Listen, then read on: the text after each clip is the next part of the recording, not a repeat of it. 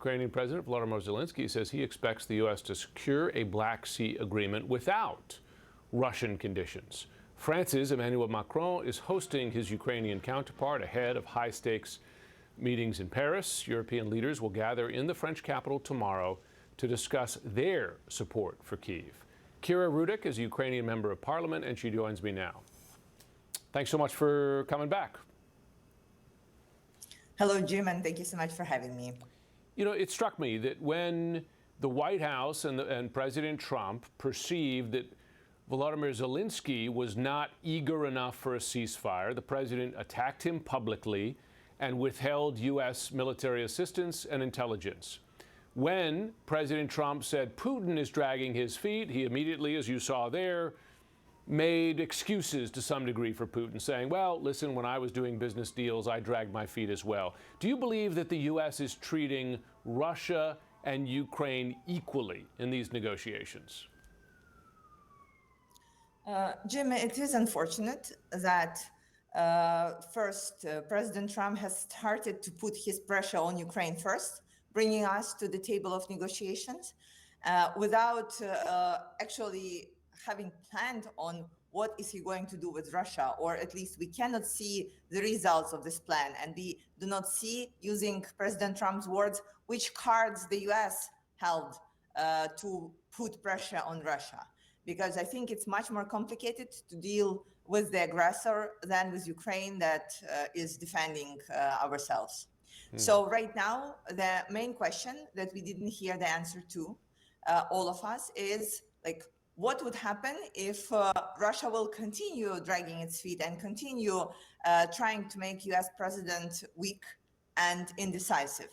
And like, what would be the next steps? I think it will be a turning point in the US administration strategy towards Russia. And we hope that this turning point will come sooner rather than later. Because I want to remind you and all of our viewers that the attacks on Ukrainian peaceful cities did not stop for a single day. So just right now, the air raid siren went off in Kyiv like 30 minutes ago. So Russia continues attacking us and killing civilians throughout Ukraine, even though there is this illusion that President Trump holds that Russia wants peace. I wonder, when you were listening to President Trump's envoy to these negotiations, Steve Witkoff, over the weekend, he gave an interview in which he repeated a number of Russian talking points about Ukraine. That discussion of NATO membership from Ukraine was the real cause of the war, that provoked Russia in advance. He said that elections that Russia held under duress in territories it occupies in eastern Ukraine showed, according to Witkoff, that many Ukrainians prefer to be under Russia. He even repeated Russia's argument, claim that Ukraine is a false country. What did it mean to you to hear the president's own envoy sound like he was reading off a Kremlin list of talking points? Jim, it indeed sounded like Russian propaganda repeated, unfortunately, by one of the high US representatives.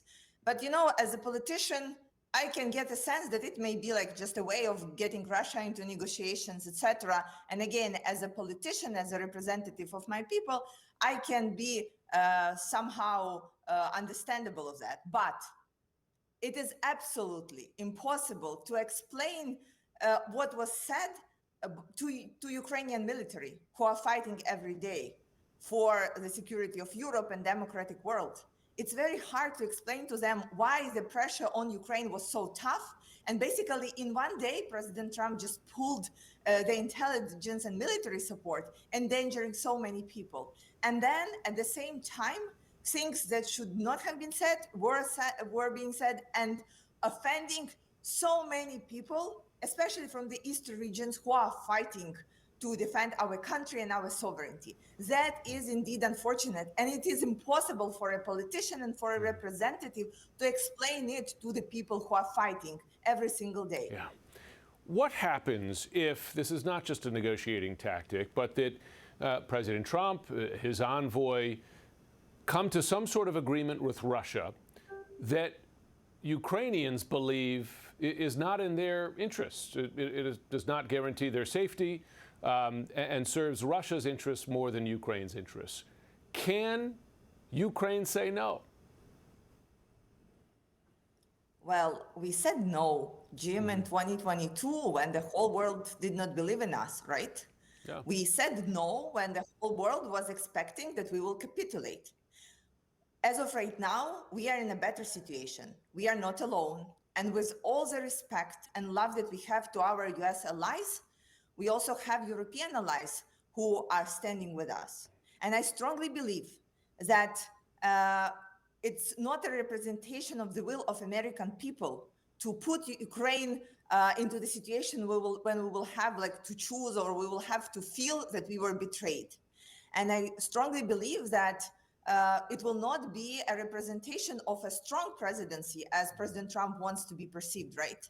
So even with all of these things that have been said, we still have high hopes that the United States will remain our ally, that the US administration understands what we are fighting for, and that our European allies will take more responsibilities, seeing that right now the situation is really unstable. But we did not capitulate, Jim, in 2022, and we do not intend to capitulate right now. One thing that I'm sure you know, but that many of our viewers may not, is that Ukraine's own weapons, particularly drones that it's developed on its own, are now responsible for the vast majority of Russian casualties on the front lines.